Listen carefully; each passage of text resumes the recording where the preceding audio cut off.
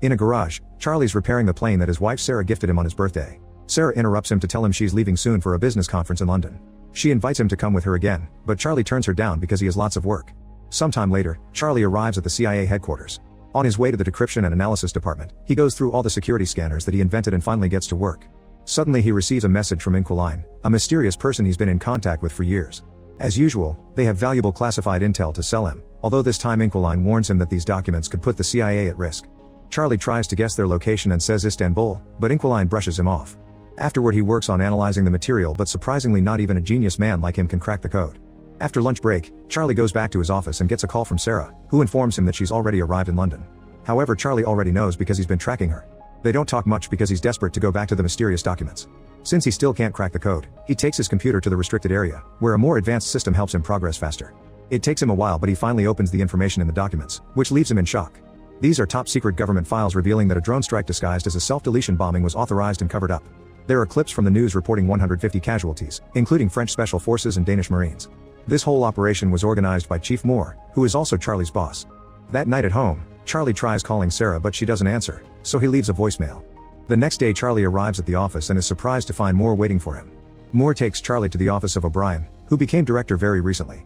She explains that there's been a terrorist attack at a hotel in London and Sarah was one of the victims. The following day Charlie goes to the airport to pick up Sarah's body and her belongings. At home, he looks inside the suitcase and finds a gift Sarah had bought for him, which makes him have a breakdown.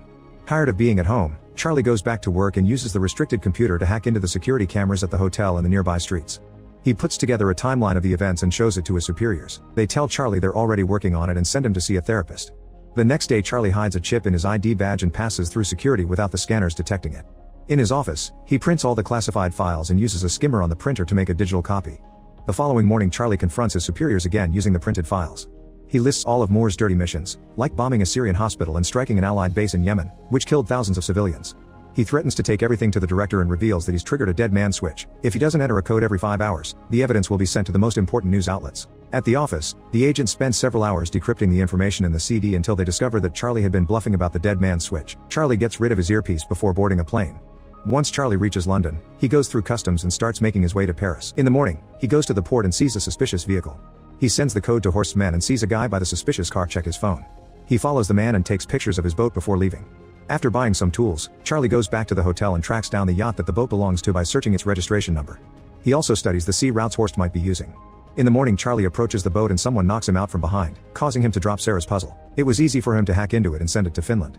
Soon the yacht is surrounded by the Finnish Navy and Interpol, who immediately arrest Horst and his men. After visiting Sarah's grave, Charlie goes home and finally takes the plane for a ride.